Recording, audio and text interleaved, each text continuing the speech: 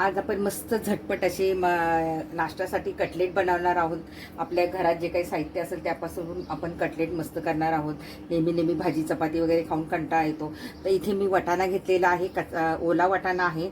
तो थोडासा एक 5-6 मिनटं पाण्यामध्ये उकळून घेऊन तो मिक्सरमधून ओबडधोबड वाटलेला आहे. एक कांदा कापलाय बारीकसा, थोडी कोथिंबीर, गाजर आहे. तुमच्याकडे आता ज्या भाज्या असतील त्या तुम्ही बारीक चिरून घालू शकता. मी गाजर आता याच्यामध्ये घातलेला आहे. मिरचीचा ठेचा, आलं लसूण आणि मिरची अशी मी ठेचा घातलेला आहे. आणि इथे आपल्याला घालायचं आहे ब्रेड क्रम्ब. आता हे तुमच्याकडे नसेल तर तुम्ही डाळीचं पीठ किंवा तांदळाचं पीठ असं घालू शकता. इथे बटाटा आपण उकडून घेतलेला आहे एक, तो मी घालते. ब्रेड क्रम्स नसतील तर मी परत एकदा सांगते की तुम्ही इथे हवं तर तुम्ही तांदळाचं पीठ, पोह्यांचं पीठ, चण्याच्या डाळीचं पीठ घालू शकता, रवा घालू शकता. आता इथे आपण शेजवान मसाला पण घालणार आहोत. शेजवान मसाला म्हणजे शेजवान फ्राईड राईस मसाला मी घालणार आहे. छान सुवास येईल त्याचा कटलेटचा. इथे तुम्ही अंदाजे मी 1 चमचाभर घालते. त्याच्यानंतर आपण मस्त असं पौष्टिकपणा आणखीन वाढवण्यासाठी इथे घरची बीटरूटची पावडर आहे, ती पण मी घालणार आहे. मस्त लाल लाल कटलेट होतील. 1 चमचाभर मी बीटरूटची पावडर घातलेली आहे. तुमच्याकडे नसेल तर तुम्ही बीट किसून घातलं तरी चालेल. इथे आता धणापूड घालते, थोडी जिरापूड घालते,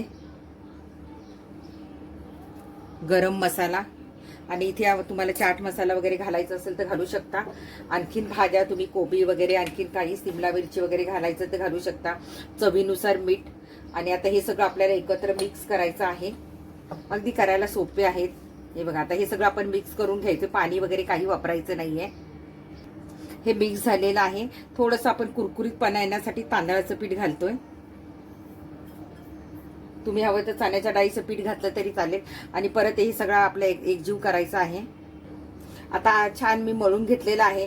तुम्हाला काही वाटलं तर तुम्ही कुठलंही पीठ परत घालू शकता. चण्याच्या डाळीचं घाला किंवा काही कुठलंही पीठ घाला. व्यवस्थित आता हे आपण करून घ्यायचं आहे. आता आपल्याला कसं टिक्की करायची आहे की काय वेगळा आकार द्यायचा आहे ते आपण बघायचं. छोट्या छोट्या आपण करूया. टिक्की करायची असेल तर अशीच करायची. आता मी वेगळं काहीतरी आकार देते. बीटरूटमुळे बघा त्याला असा पूर्ण लाल कलर आलेला आहे.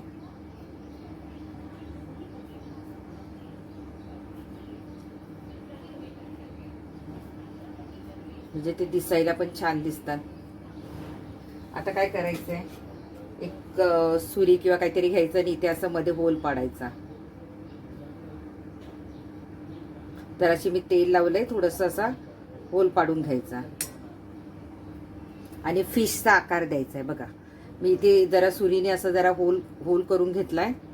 आणि आता आपल्याला हा फिशचा आकार मी दिलेला आहे. बघा, मी जवळून पण दाखवते तुम्हाला. हा बघा, फिशचा आकार दिलाय. असे आपल्याला करून घ्यायची. मी एक केलाय, इथे अजून एक करून दाखवते तुम्हाला. छोटे छोटे करायचे, जास्त मोठे पण नाही करायचे.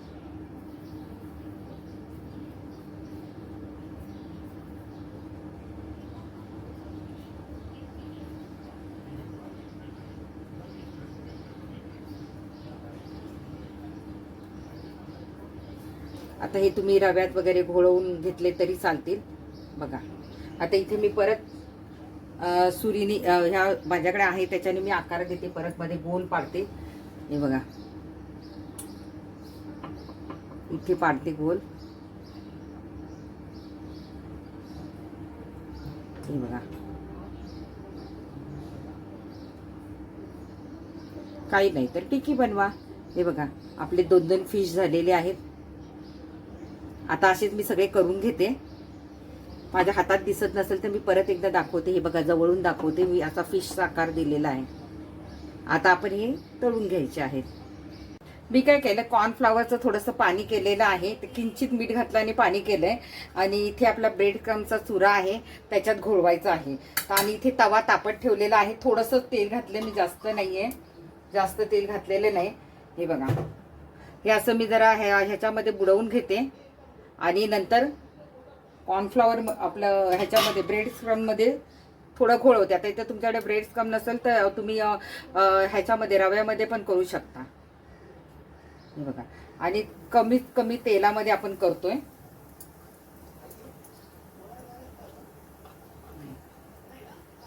हे बघा, जसे आपल्याला गरम किती हवेत त्याप्रमाणे आपण करून घेणार आहोत. हा बघा केवढा मोठा फिश केलेला आहे मी.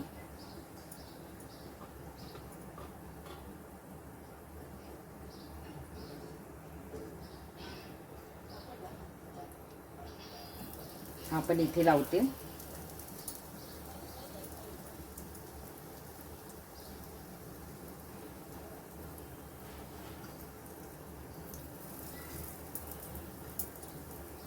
आणि एक आपण काहीच न लावता फक्त थोडासा ब्रेड क्रम लावून, फक्त किंचित लावून करणार आहोत. त्याला कॉर्नफ्लॉवरचं पाणी नाही लावणार. आता हे चांगलं आपल्याला होऊन द्यायचे. हे बघा, आपण सगळे जेवढे आधी घातले ते आधी परतून बघूया उलटवून. आहा हा, किती छान झालेत बघा. अजिबात चिटकत वगैरे नाहीयेत. आणि आपण अगदी कमी म्हणजे अगदी थोडंसं तेल घेतलेलं आहे, जास्त पण तेल नाहीये आपल्याकडे आपण घातलेलं. मस्त असे चिटकत वगैरे काही नाहीये. बीटरूट घातल्यामुळे त्याला छान असा लाल कलर आलेला आहे. जसं आपल्या फिशला येतो तसाच्या तसाच कलर आलेला आहे. Veg fish.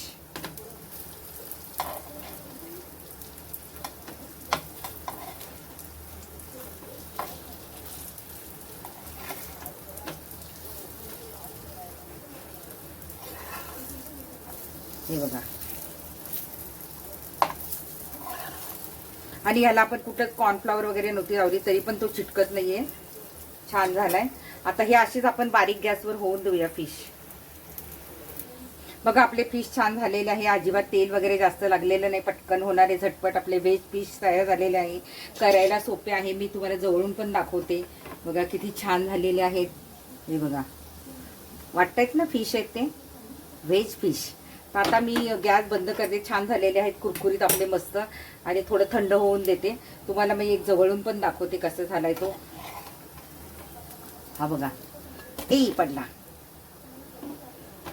पडतोय तो पटापट. मी परत दाखवते तुम्हाला. हा बघा, जवळून मी फिश टाकले. हे पडू नको रे. हे बघा मस्त असा फिश झाला. उडी मारतोय तो. झालं. आता आपण गॅस बंद करायचं. डिशमध्ये काढून घ्यायचं. तुम्ही चटणी बरोबर खा, सॉस बरोबर खा. मस्त अशी पौष्टिक आपण बीटरूटची पण पावडर घातलेली आहे. मस्त झालेत आपले लाल लाल फिश. आता मी डिशमध्ये काढून घेते. हा मस्त आपले हे बघा, मस्त मी काही डिशमध्ये काढून आणलेले आहेत व्हेज फिश. तर हे खूप सुंदर झालेले आहे. तुम्ही सॉस बरोबर खा किंवा चटणी बरोबर खा, कशाबरोबर पण खा. खूप सुंदर लागतायत.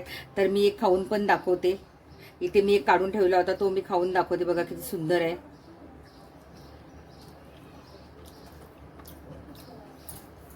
खूप मस्त झाला. मला तर ही रेसिपी आवडली. तुम्हाला पण नक्की आवडेल. ज्या ज्या मला येतात त्या मी यूट्यूबवर करून दाखवते. पण काही मैत्रिणी अशा आहेत की रेसिपी बघितल्यानंतर त्या सबस्क्राईब न करता परत पाठी जातात.